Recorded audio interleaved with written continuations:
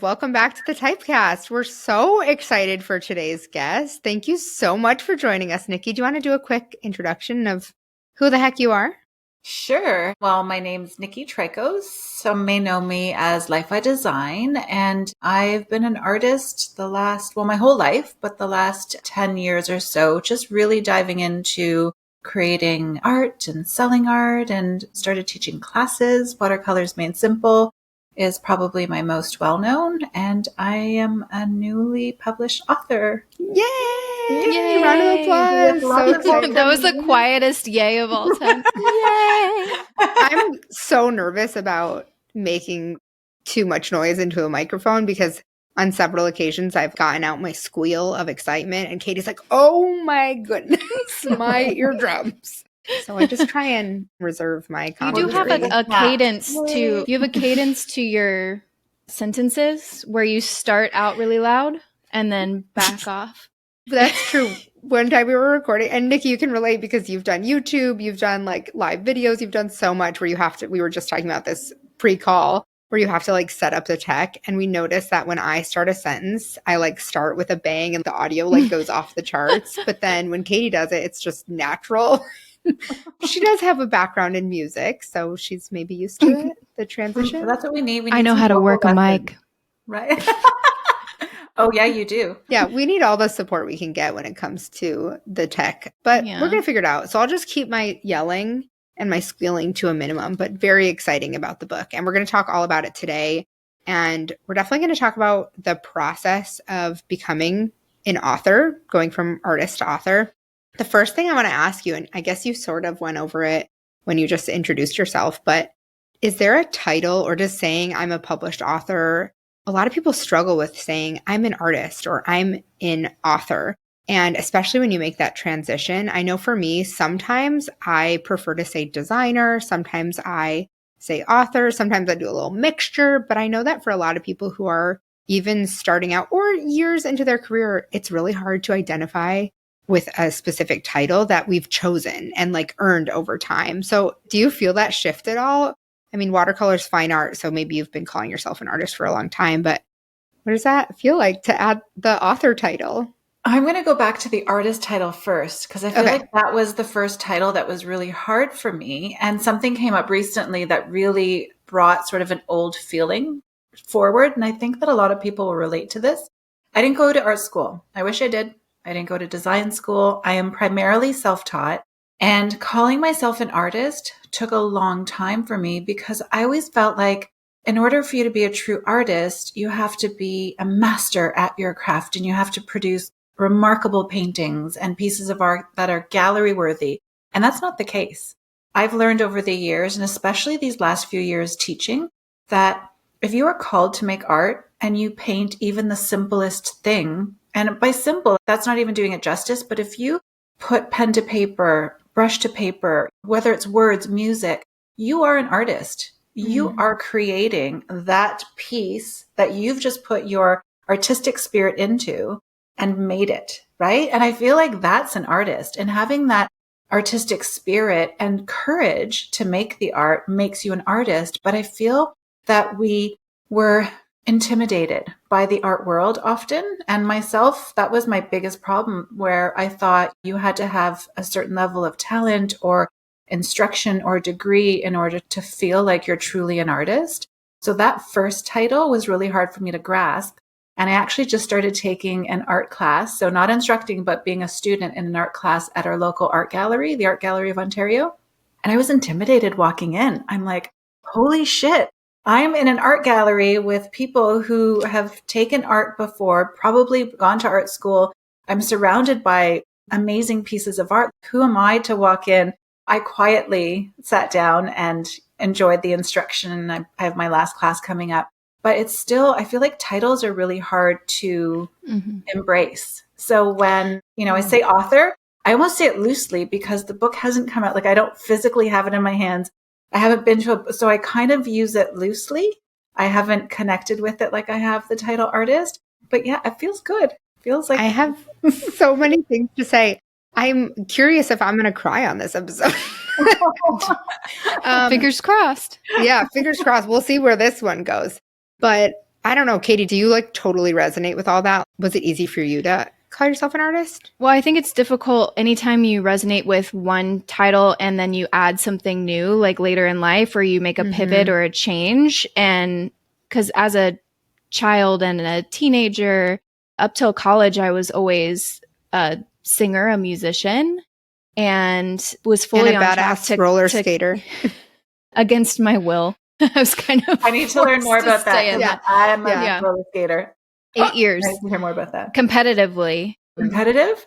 Yeah, everything that ice skaters did. It's like this weird underground sport that people don't know about. People know about like jam skating, but yeah, there's like competitive roller skating. Roller. Okay, that's what I it's thought. Everything that the ice skaters do with the jumps and the spins, but on roller skates. I identified as a musician and a singer, and then my senior year in high school was the first time I even considered art. And so it took me a long time to allow myself to step into that role, even though I was doing the things and putting pen to paper and all that. I just felt like I was not allowed to wear that badge yet. And was it a comparison thing? Because I think for me it was comparison. Like I looked all around me at everyone else who was far more talented and envied their talent. Yeah. Yes. And just amount of time. I felt like I'd spent so much of my life with this I'm a singer mentality that I didn't feel like I'd earned it time-wise yet. And I don't know when I decided I did. It came on slowly. I guess I just started saying it enough until finally I started believing it. I feel this so deeply. And I think Katie and I both went to design school, and we're not here to tell anyone they need to. There's so many ways you can learn about design or art, and in so many different capacities without going to a traditional route. But I grew up in a family of artists. I grew up in a family of entrepreneurs. And when my first book came out, I struggled with that same thing where I was like, it does have text in it. So I did write it, but I'm not a writer. And I don't associate myself as a writer, even though I did win a poetry contest when I was really young, and I'm still really proud of it. Yeah, I need to share that with you. It's like an emotional thing. But I am so proud of my book that I like make sure I add author, but I know that that could be construed incorrectly if I don't explain it. I'm not a novelist. I wrote a workbook, and so I feel like I always have to give it context. But with artist, Katie and I have been kind of referring to the people we work with as artists, and we realize a lot of people have different titles that they assign to themselves. And so I remember being in design school and looking around the room at all the other fine artists and seeing how naturally it came to them. I never felt like it came naturally to me. I felt like I was supposed to be doing it because I knew I wanted to be an artist, but until I found graphic design, I was never like great at drawing. But then on the other hand, when people are like, people who have just met me and they're like, oh, you're an artist, so you're a designer, do you like know how to draw? And I'm like, well, yeah, I know how to draw. And I like defend it. But then I'm like, I mean, I wouldn't choose to draw. That wouldn't be my first pick. But because I was always looking at people who drew realism. And now as an adult, when I have a preference, I really gravitate towards the people who are not doing anything realistic. I love the pieces where you can see their like childlike love for just drawing without inhibitions. I'm so drawn to that. And I'm like, that's so beautiful. I love that. And I can see past the like just what I'm seeing with my eyes, but I see that ability to just create something without judgment and without the comparison, and just struggling to fit into those classes in that environment where people around me were such better artists. And that's such a hard way to look at things when it's not about being better. It's just about expressing yourself. And, you know, I'm going to jump in there. When you said the other fine artists around you, it just came naturally or easy to them. I bet you they didn't feel that it came naturally or easy to them, right? Because we all kind of feel like you struggle through, and that's the part of being an artist, is struggling through the hard bits. So you get to the bits that feel good or easy or that you surprise yourself by. So I bet you they haven't, right? It's actually funny because the 3 people I know who it did come easy to, like they could look at a marble and then draw it 6 feet wide and it'd be exactly the same as the marble I'm seeing in front of me. They didn't end up going into the art because it was just a skill to them. It wasn't something that they were passionate about. It was just something they were really good at. And they were good in the like technical sense of I can see that and then I can duplicate it. They went into like completely different fields, like real estate or I don't know, other things that were more fun to them. I'm assuming it was because the fun was challenging. Yeah. Like, well, that's kind of what I felt going from music to, which I was comfortable with and people had always encouraged me with. And then I went, oh, actually, last minute going into college, I'm going to do art. Yeah. And I was like at square one again. Yeah.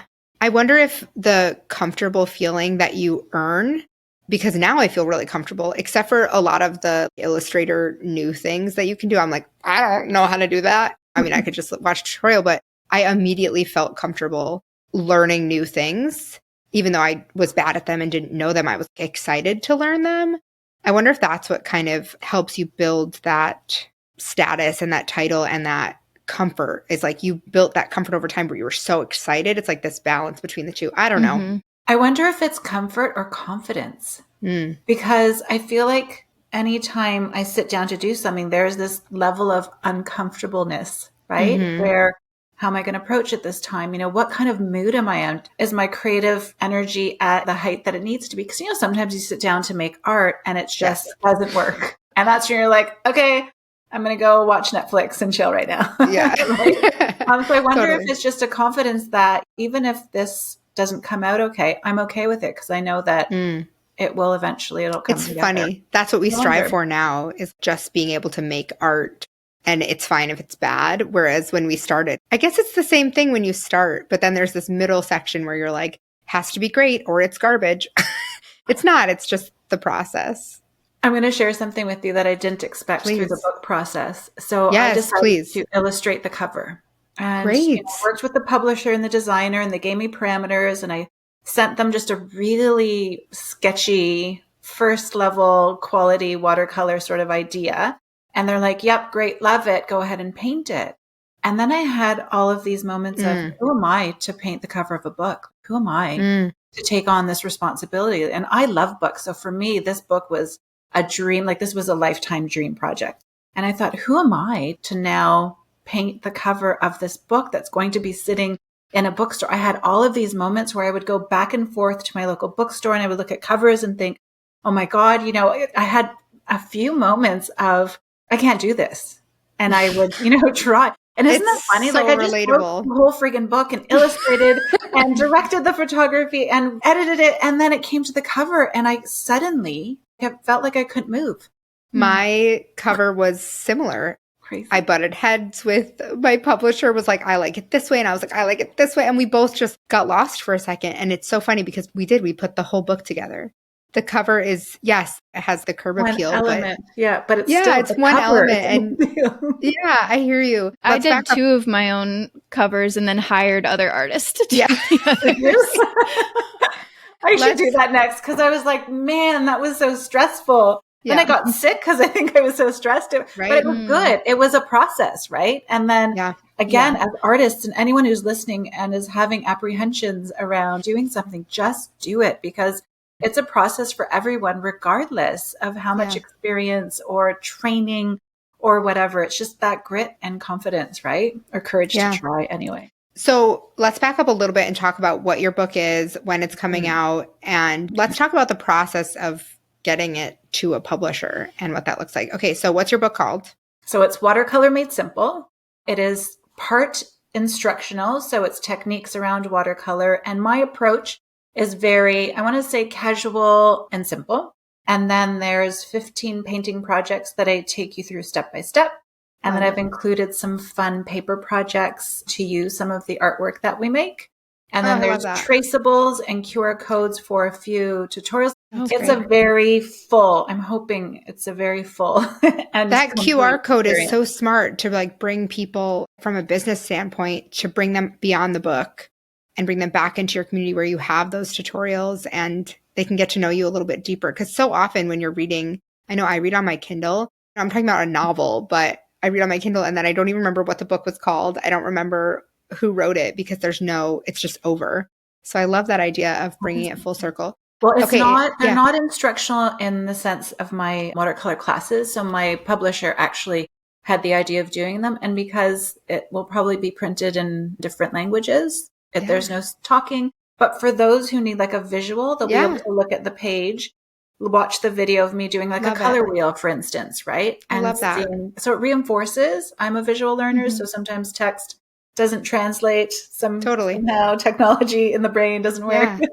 But it brings them back to the other things that you offer, like your YouTube channel and all the other work you do, and how they can continue falling in love with not just the style you've taught them, but how they can continue with it beyond the book. I think that's really great.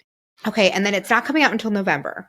Correct. It is available for pre-order currently, and it's worldwide, major book retailers, which is crazy. Amazing. Amazon. So where books are sold. Anywhere that books are sold. We'll link to it in the show notes too.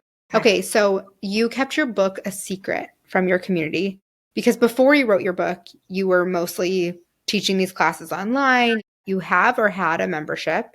Yes. Yeah, I did have a membership for some time as well as taught. During COVID, I was in the moment. I was ready teaching a watercolor class. And then during COVID, I leaned into it. There wasn't really a lot that I could do. Well, I guess there could, but I really leaned into teaching classes. And it was amazing to be a part of that community of students who are fellow artists who took the classes. And I connected on a personal level with a lot of them. And through the membership, I did lives. And it was really beneficial for me as well during COVID and beyond.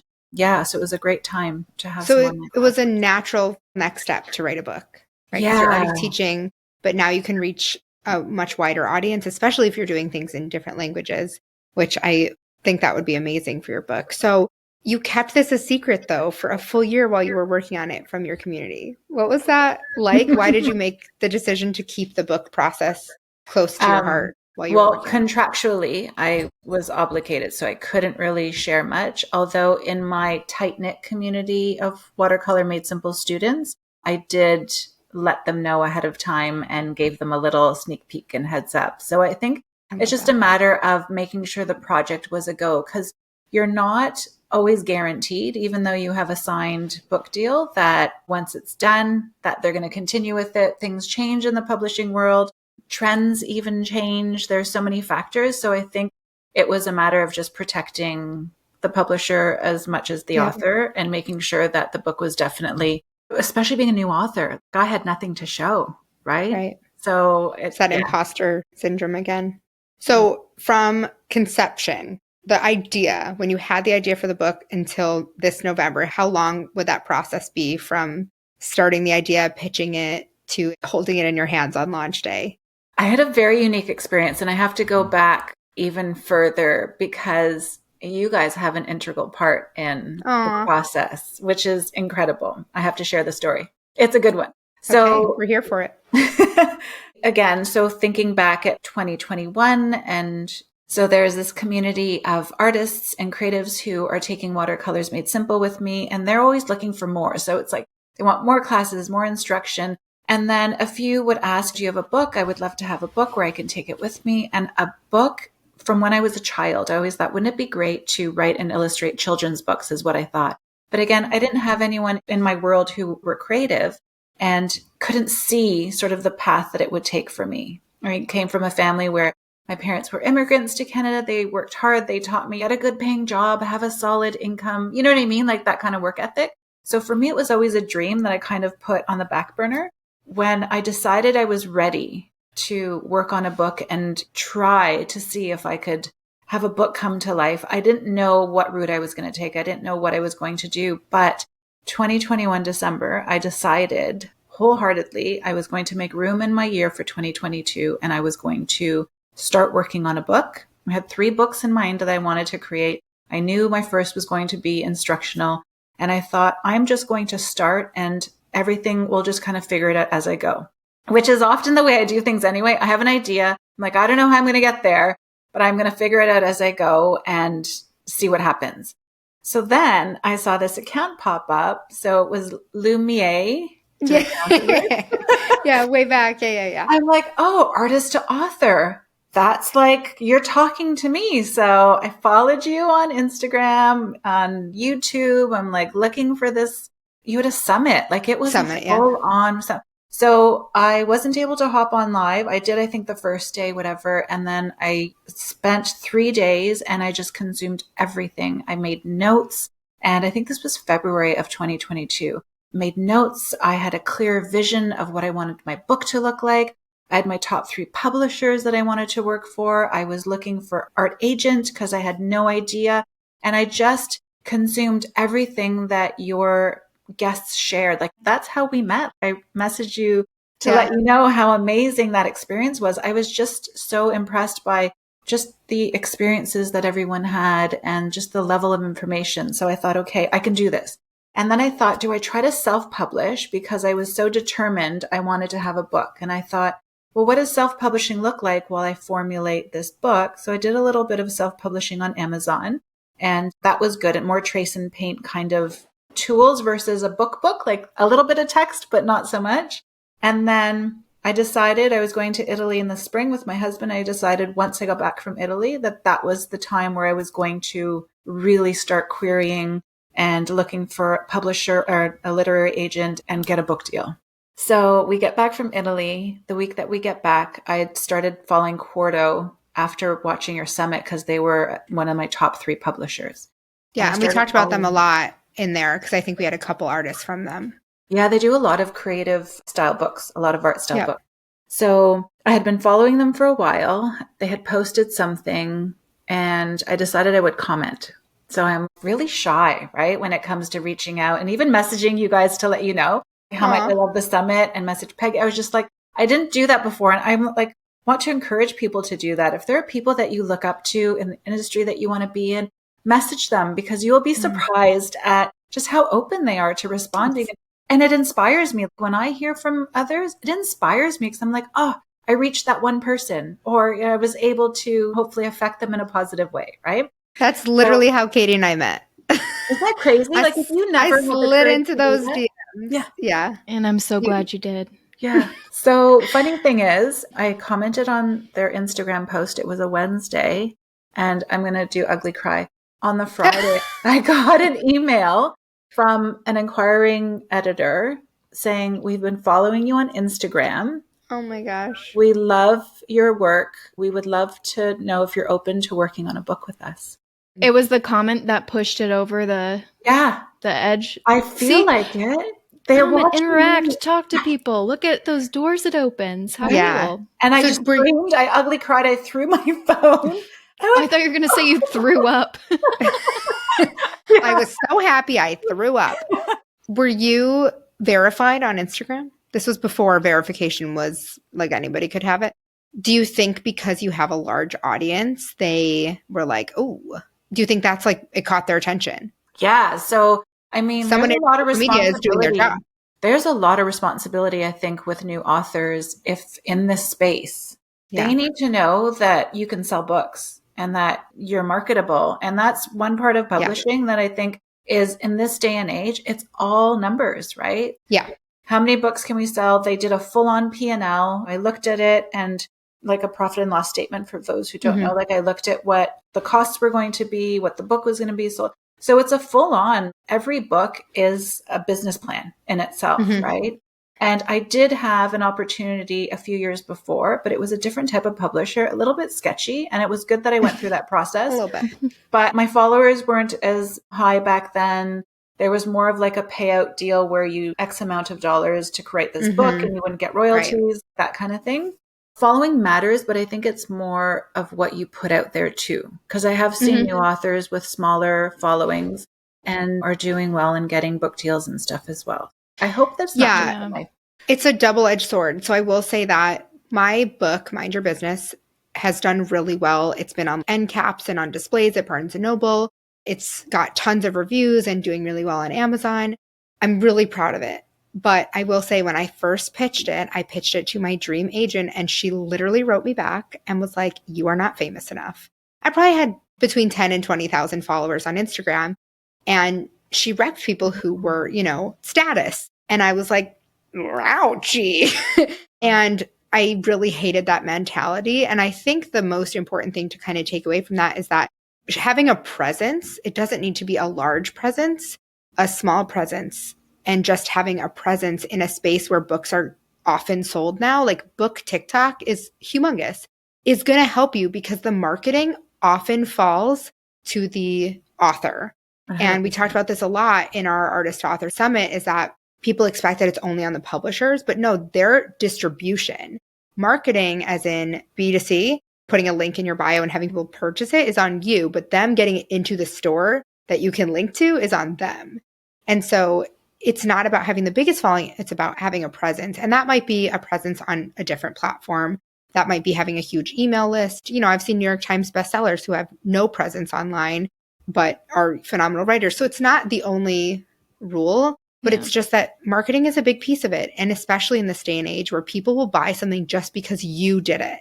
And that's something you have to wrap your head around. And I think it sounds very appealing to have your name on a book or have your design on a cover, but it really needs to come from a place that you're so excited to share it that you're both going to have the value and the legs for it to stand on.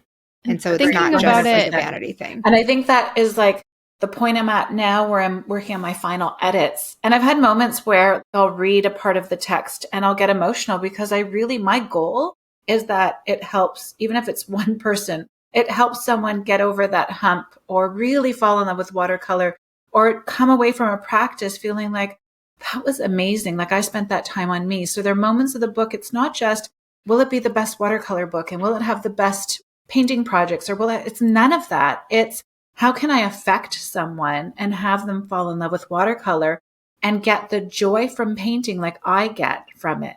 I think it's way more than that. Okay. What you said about thinking about the book as a business plan is a really helpful mindset to have. And even if your following isn't in the tens, hundreds of thousands, I think they just want to prove out the idea.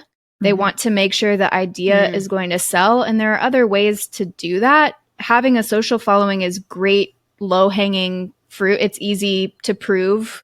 But I mean, there are other things, like Alana was saying with the email list, there's how many people are in your courses and what are the kind of comments that you're getting all the time? What are the questions your audience is always asking? And can you put that into your pitch deck?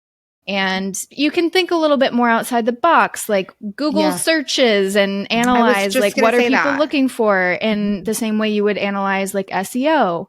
So I think from the research, I just don't want people to be discouraged about the following thing for sure. I think on the research end, let's say you can prove yourself by having articles that you've written.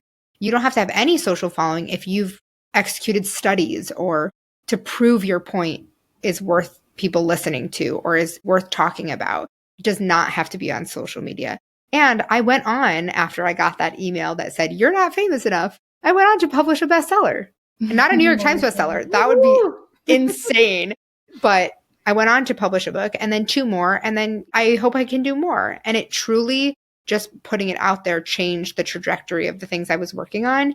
It was a process. I feel like we need to take one step back and just talk really quickly about the 2 different routes you can go when you're publishing, because you went the traditional route. Well, actually, there's 3. I'm so sorry. You really, when you think about it, like I've tried both. So I can definitely speak to self-publishing and then being traditionally published, if that's where you want to go. So when you want to publish a book, there's 3 routes you can go. You can either work with a literary agent, and a literary agent is going to help you shop the book around and connect you with the right publisher. You can go directly to a publisher. Usually that's a small publishing house, or some of these houses have submission guidelines. They're probably getting thousands every day, so it's maybe a longer process and maybe some waiting time in there. Or you can self-publish. And let me just say that self-publishing is an amazing option, especially if you do have those legs to sell it to people who are already on your list, who are already asking you for that content just in a different form. So those are the 3 ways you can go. And it sounds like you've done both of them. 2 of them. 2 of them for sure. And it's funny because I was looking for an agent to help me because for me, and we talked about this before we started, right? I don't get to spend as much time painting and creating as much as I would like. So if I could have that help and have that freedom of time, then I'm down. Yeah. I think that the commissions are worth it and just their expertise and knowledge. I would definitely, if I could still work with an agent, I would love to. So the thing about agents is also that they can help you negotiate a higher deal. And so if your goal is to work with a really big publishing house, like what do they say, the big 5, then an agent is going to be a real valuable tool. They also, those publishing houses prefer to work with agents because the agents know the gist of it. They don't have to ask these questions like, well, what if some of them don't accept submissions unless it's from an agent. Exactly. Right. So I think it's a valid option. but this time you went with a medium size and they came to you, which is even more amazing. Yeah. Very special. Like I'm very, very grateful that it worked out that way for me. I think the timing was right. I don't know. The gods sort of were aligned. Do you know what I mean? Like it's very unique. Well, you also put the pieces in place. Yeah, you did. I was ready, right? Like I had carved at the time. I knew that summer I was going to be right. Like it was interesting. It was almost like energetically I was ready. Physically, I had made the space. And even with like what I was focused on teaching and putting out there on Instagram, like you don't know who's following you.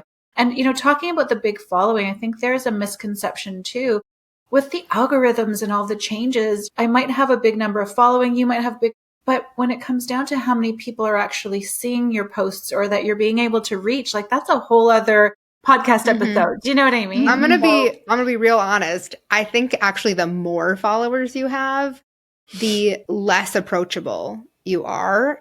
I think that's maybe common knowledge, but it seems like the engagement is going to be lower because there's no way that all of those people are constantly interested in everything you're talking about. So, it's nice. It looks great. But then when you get down to it, a small audience is really great too. There's no wrong way to have a community. And I think we once posted a video and it was of me saying, it was like a funny meme or something. And people were like, wait, are you the face behind Goodtype? And like, they just didn't know. And they were so confused. There's a human or two or three, like they just didn't know. And it was like when you sometimes, not always, but when you get that big, the humanity of it or the connection, you can't respond to every single DM, even though you try. And I think there's something really great about having a tight-knit community. And that's what we try to do, even with a large following. But of course, we all know that the way the internet works, and I mean, it's always changing. Yeah. And so there's definitely no right or wrong. And it's definitely not, it shouldn't be on the pedestal that it's on. It's a tool, a marketing tool, and an incredible one. And I think you've done a nice job. The focus should really be on what are you sharing? Is it authentically you? Even if you have just 2,000 followers or whatever that number is, are you being unique to you? And I think that's the thing, right? In a world where there's a lot of us doing the same sort of work, or we're in the same industry and we're capable in the same way, how is it that your voice is standing out? And what is it that is unique? And I think that's what I was focusing on with this book, with Watercolors Made Simple, my courses. I don't show perfection. The way that I record my classes, I do everything myself, and I want that authenticity. And I think people appreciate that. When I paint something that I don't love, I'll say, oh, I don't really love that, but that's okay. And people love that. Like that's that permission, right? So using that authenticity and who Nicki is as an artist, as an instructor, really comes out in the course, in the book, etc. And I think that's what people should focus on. Forget everything else. It's really like, what are you sharing? And how is that unique to you? Because that's where the special sauce is, I think. And it takes time to figure out exactly what resonates the most. And it's funny you mentioned that you posted something that you didn't love and you still shared the process. I think I remember whether it was that post or a similar one, but that's the post of all of your posts that I remember too, because I was like, I love that this person who I've decided is an expert in their field has shown me that they're still learning and that they make mistakes and that they're not perfect and that they're willing to show up and share something that they're proud of because they did it, but they don't think it's the best thing they've ever done. And I love that. And I found it really inspiring.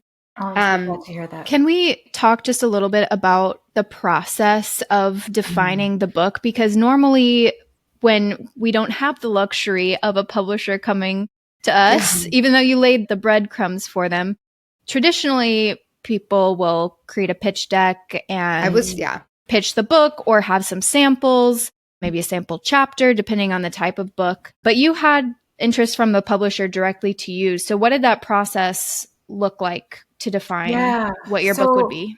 I had an idea of what I wanted my first book to be like. And it was a very romantic idea of it being an inspirational and inspiring creativity and giving permission and all of these things. And that book's still coming. But again, when you look at what will do well, what does your audience want? It's not what Nicki wants in that moment.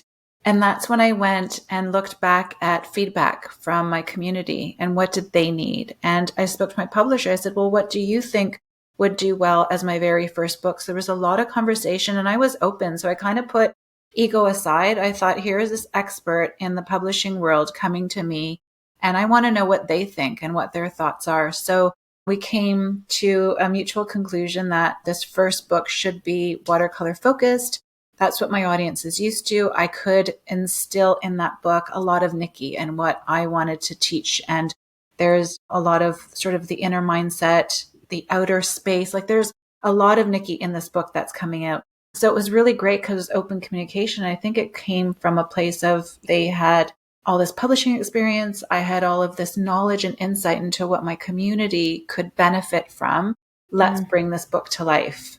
And then it was go. Like I worked my tail off on this. I love that you, again, are coming at this from a business perspective, because I think that's just such a huge asset to when you're an artist, but you want to build a business. And I don't want to like be a broken record, but it makes a big difference when you 100%. Think of yourself wearing both hats. Mm-hmm. And I think that I am equally entrepreneurial as I am artistic. And I'm very grateful that I am that way just innately. I don't know where it came from, but I've always loved being an entrepreneur. But I think that it's removing the ego as well, right? Because there are passion projects that we want to do. There are things that I still want to create, but I also want to be a not starving artist, right? Like what is that? the antithesis of that whole starving artist persona, which is when I started Life I Design, my goal was to be an artist who was successful, who made money from my art, who could sustain myself. Like I wanted to demystify all of that, right? So I think as artists, we need to wear the hat of a business owner and think like the publisher, what does this investment of time looks like? Because I had very little time for anything else. I threw myself in feet first. And this book, if I break down the amount of time and energy that I used to make it come to life, I probably have earned pennies on the hour. Do you know what I mean? Mm-hmm. But when I look at the whole, it's something that I know my community really needs and wants right now. And other things will come from it, right? It seems kind of harsh, but we often remind our students that you're not entitled to the business that you want just because you want it. And you said that in a different way with you had an original idea for your book, but you pivoted because a different path was right for your audience. And then you found overlap where you could really bring out those parts of you that shine. And that's the sweet spot, is when you're finding that thing that you love and that lights you up, but that your audience also needs, because at the heart of every business is the people who are going to buy whatever it is you're offering. And so many times when people have no business background, which so many of us don't, we just forget that the people they make the business. It's either going to succeed or not because someone wants to buy or does not want to buy what it is you're selling. So being so cognizant of that while trying to overlap the things that you really enjoy is, I love to hear it. Chef's kiss. Amazing. Listening to the publisher, she has years and years of experience in the world. So to listen to that guidance and being open to it, like listen to people who may be able to steer in the direction that might not be your first pick, but then how can you marry the two and really decide without the ego or that emotional side, like, okay, is this right for me? Does it feel good? Yeah. That's a green flag. That's a green flag for an artist. I would say if you're looking for a literary agent, you're looking for someone to publish your book with, if you're able to ask them questions and say, you're the expert, what do you suggest?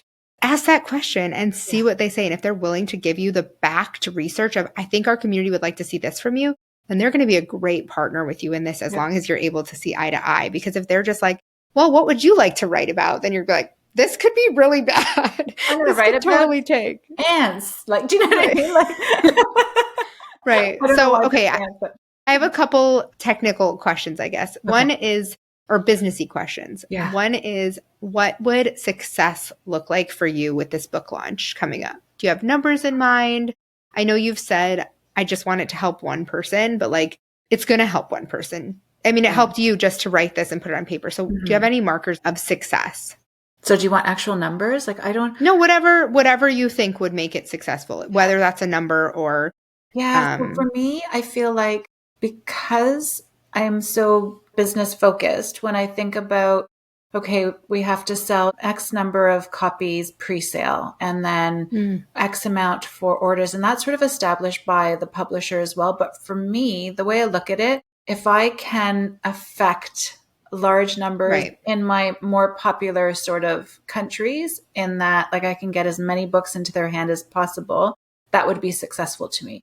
It was crazy when we launched it with just the photo of a cover and a description, and it was hitting #1 bestseller ranks on Amazon all over. Like that was a crazy situation. But again, that's the community of fellow student artists who know what to expect from it. Like they know they're going to get the best of Nicki, my best, right? Again, when you think about it. So to make this book successful for me, I feel like it's already reached my expectations and surpassed them. Great. If that makes sense. That's great. Yeah. I'm very grateful for that. I think the next thing would be, what do people think once they actually see it? Do you know what I mean? It's kind of like, oh, well, they love reviews. You know? No, I don't read the reviews. I refuse. I would. But you did do a great review. You're great at incentivizing reviews. Me? Yeah, like you were doing that sticker thing for a while, and you've got a ton of reviews on your book. We'll have to share that with me. Please review this podcast. Please leave us a 5-star review. Thank you. 5 stars, like the Uber drivers when you get out and they're like 5 stars. 5 stars. We'll see, buddy. We're not an Uber community, really. I drive everywhere. So back on track here. Let me just steer that car back where it went. I've learned a lot of marketing tips, I guess, for launch. And we can talk about that another time. Maybe we'll have you back on closer to launch. Okay, sure. But I never was given numbers of we need to hit this many pre-sales because like sometimes people aren't going to hit that many. It's a goal of what they would like to see.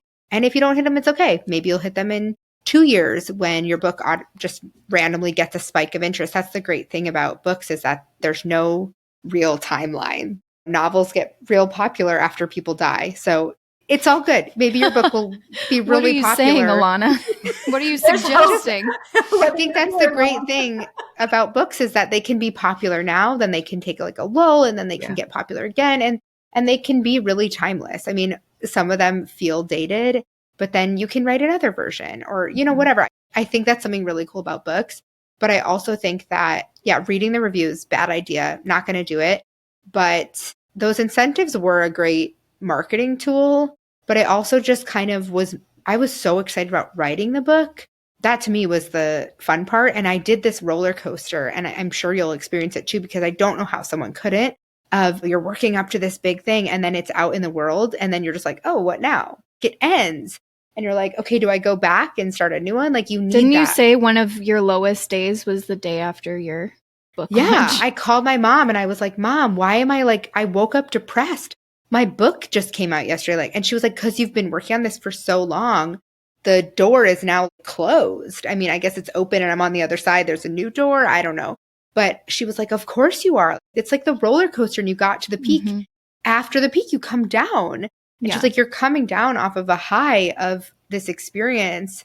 It was a real roller coaster. So just would like to prepare you for the good luck. Yeah. Good luck on that one. Make sure I've got some chocolate handy, some of my favorite snacks. Nobody remembers the people after their celebration. You know, it's the day after they get their award. No, but that's interesting. You've worked on something for so long and it's like potentially 2 years of your life and then it's over. And you're like, well, what do I do now? The great thing is that I'll get an email from someone. Now my book's been out for over 3 years, and I'll get an email from someone saying, I found you because I just read your book. It helped me so much. I'm like, oh my God, I love you so much. Yeah. But then I'll also get them that's like, do you want to speak at my summit? You just have to have an email list of 100,000 people and pay me and you have to pay me. Yes. I love that. We'll put I get you on the top 100 list. Just pay us $15,000. I get the same exact emails several times a day from people being like, I found you from your book. And it's like, no, you didn't. You got a list somewhere and I want my name removed.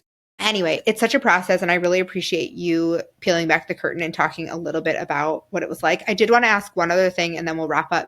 Because your publisher came to you, you didn't end up shopping your book around, but were you able to negotiate with them, or did you, knowing what you knew and having friends who have published books and being able to talk to other people who had worked with the same publisher or other publishers, did you negotiate your terms, or were you just really, really happy with what they presented to you? And how did you gauge, this is a good offer?